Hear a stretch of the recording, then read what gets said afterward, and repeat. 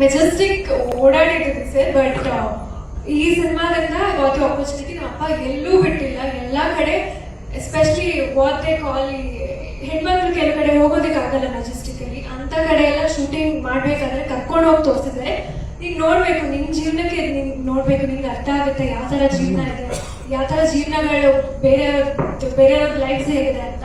So ನನ್ನ biggest take away cinema actually ನಾನು Majestic ಅಲ್ಲಿ ಯಾವ ತರ ಜಾಗಗಳು ನೋಡ್ತೀನಿ, ಅದೇ ನಮ್ಮಪ್ಪ ಎಲ್ಲೂ ಬಿಟ್ಟಿಲ್ಲ, ಎಲ್ಲ ಕಡೆ ಕರ್ಕೊಂಡು ಹೋಗಿ ತೋರಿಸಿದ್ದಾರೆ, ಬೆಳಿಗ್ಗೆ ಆಗಲಿ ರಾತ್ರಿ ಆಗಲಿ ತಿರುವಾಗುತ್ತೆ.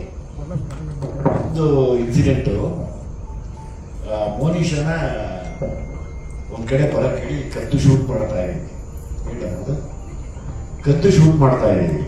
ನಾನು ನಮ್ಮ ವೀರು ಅಸೋಸಿಯೇಟು ಗೊತ್ತಿಲ್ಲದೆ ನಿಂತಿದ್ದೀವಿ. ಮೋನಿಶ ನಡ್ಕೊಂಡಿದ್ದೀನಿ ಒಂದು ನೀಟಾಗಿ ಬಂದು ಒಬ್ಬ ಮೋನಿಶ ಕರ್ತ ಏನ್ ನಡೀತೀನಿ ನಮಗೆ.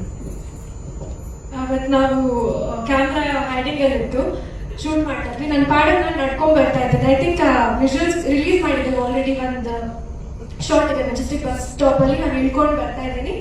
ನನ್ನ ಪಾಡಲ್ಲಿ ನಾನು ಬರ್ತಾ ಇದ್ದೆ, ಬಟ್ ನಾವೆಲ್ಲರೂ ಕೇಳಿದೀವಿ how dangerous Majestic can get ಅಂತ. ಅವತ್ತು ನನಗೆ ಎಕ್ಸ್ಪೀರಿಯನ್ಸ್ ಆಯ್ತು.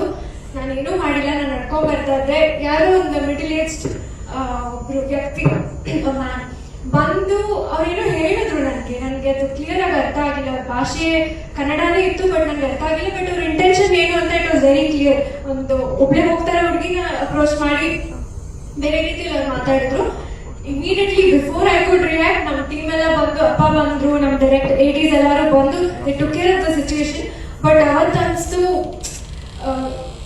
ಸೇಫ್ ಹೆಣ್ಮಕ್ಳಿಗೆ ತುಂಬಾ ಹೇಳ್ತಾರಲ್ಲ ಸರ್, ಮೈ ತುಂಬ ಬಟ್ಟೆ ಹಾಕೊಂಡ್ರು ಬಿಡಲ್ಲ ನೀವು, ನಾವು ಯಾವುದೇ ಜಾಗಕ್ಕೆ ಹೋದ್ರು. ಸೊ ಅದೆಲ್ಲ ಒಂದು ಎಕ್ಸ್ಕ್ಯೂಸಸ್ ಅಲ್ಲ, they want to trouble you, ಖಂಡಿತ ಅವ್ರು ಬಂದು ತೊಂದರೆ ಕೊಟ್ಟೆ ಕೊಡ್ತಾರೆ.